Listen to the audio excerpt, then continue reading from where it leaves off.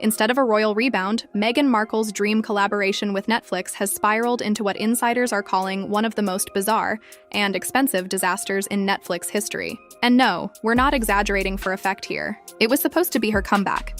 A clean slate. A chance to shed the controversy of that docuseries and rebrand herself as the charming, creative force Netflix was betting big on. Because what started as a cozy, feel-good cooking series titled With Love, Meghan has turned into a chaotic storm of plagiarism accusations, awkward improvisation, and behind-the-scenes meltdown so extreme, even the PR team has reportedly started, referring to the whole ordeal as the Meghan Mess. Buckle up because this ride gets weird, wild, and just plain baffling. Let's rewind to the beginning. With Love, Meghan was pitched as a wholesome escape. Think warm lighting, gentle music, and maybe a charming moment where Meghan teaches us how to make banana bread while sprinkling in little nuggets of wisdom. A palate cleanser, if you will, after her polarizing docuseries that divided both the press and the public. Netflix was hopeful. This wasn't just a show, it was damage control in a cute apron. But within months, what should have been an easy win for everyone involved turned into a creative freefall. The first sign of trouble? An alarming sense of déjà vu. Viewers, sharp-eyed fans, internet sleuths, and probably a few too many people with way too much time on their hands started pointing out eerie similarities between With Love, Meghan, and Pamela Anderson's Cooking with Love. And we're not talking vague resemblance here. We're talking identical hats, camera angles, dialogue, and even kitchen setups that looked so alike. You'd think someone just CTRL+C'd the entire vibe. Entire episodes were flagged for mimicking Pamela's tone and style. And when Netflix did an internal side-by-side, they were reportedly shocked at how closely the two shows mirrored each other, right down to the catchphrases. I mean, if imitation is the sincerest form of flattery, Pamela Anderson might be feeling very flattered right now. But wait, it gets even worse. Because it wasn't just Pamela's show that found itself eerily echoing through Meghan's kitchen. Nope. Guy Fieri got dragged into the mix too. Yes, the mayor of Flavortown himself. Multiple dishes, quirky nicknames, and full-on food descriptions were lifted almost verbatim from Guy Fieri's shows. And before you ask, no credits, no acknowledgements, no winks to the audience. Just straight-up reruns of other people's creativity, with a different face and a very different tone.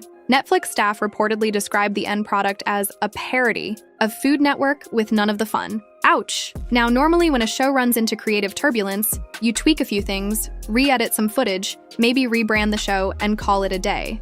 But this went way beyond quick fixes. Entire episodes, specifically episodes 2, 6, and 7, were deemed completely unsalvageable. The plagiarism was so blatant that legal got involved. Netflix didn't just shelve the episodes. They reportedly deleted them from their servers entirely, like they were trying to erase a digital crime scene. An estimated $20 million down the drain. That's enough to fund 3 seasons of a moderately successful sitcom.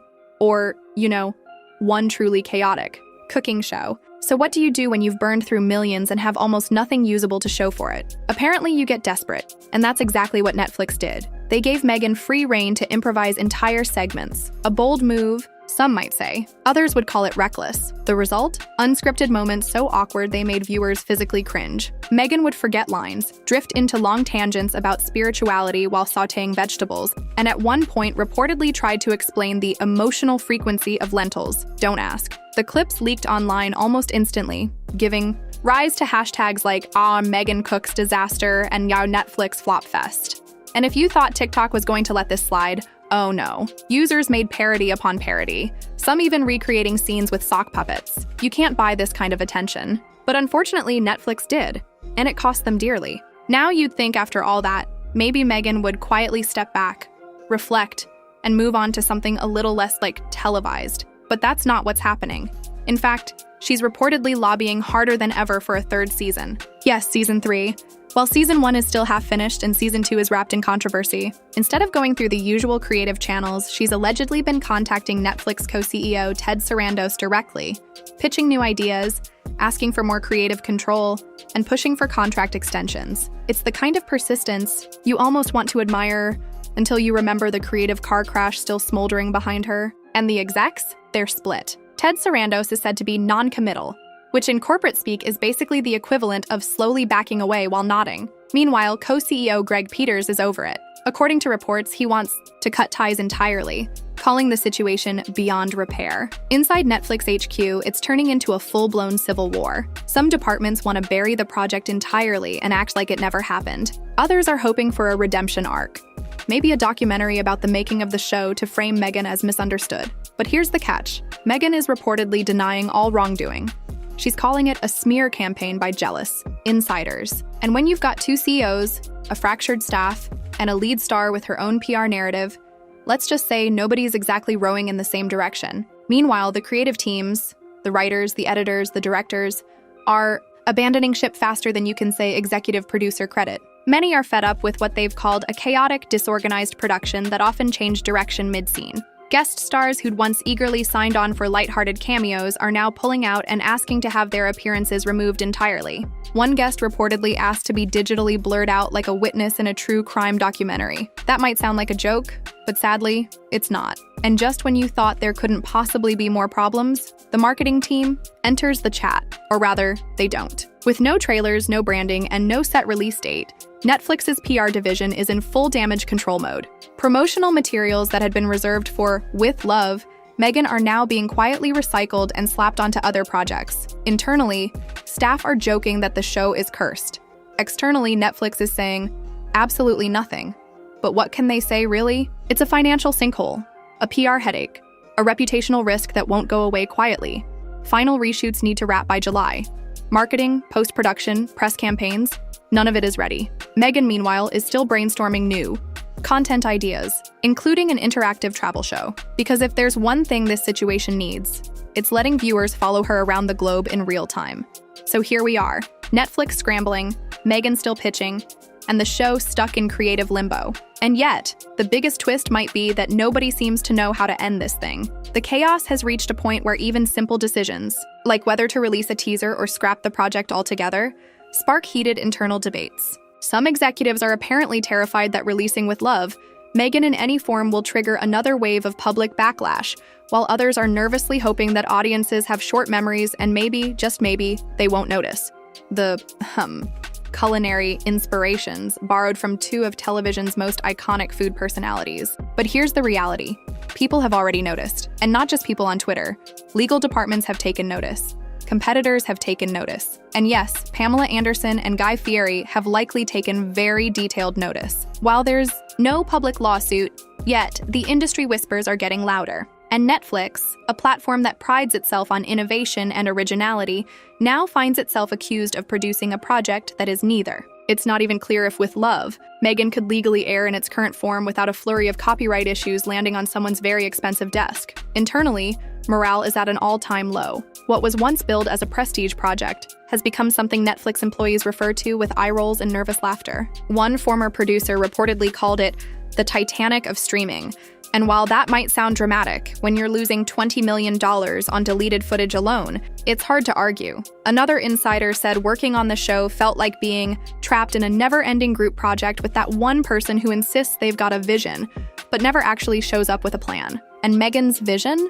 Well, it's evolving rapidly. In recent weeks, she's allegedly floated new concepts for season 3 that include not only the aforementioned travel show, but also an episode filmed entirely in black and white, a segment involving dream interpretation during dessert prep, and one ambitious pitch where guests share childhood traumas over souffle. Somewhere, a Netflix editor is quietly weeping into their coffee. But jokes aside, the broader implications here are pretty serious. This situation has become a case study in what happens when unchecked celebrity power meets corporate desperation. Netflix, once the home of polished prestige content, seems to have handed Meghan Markle the creative keys with no real roadmap.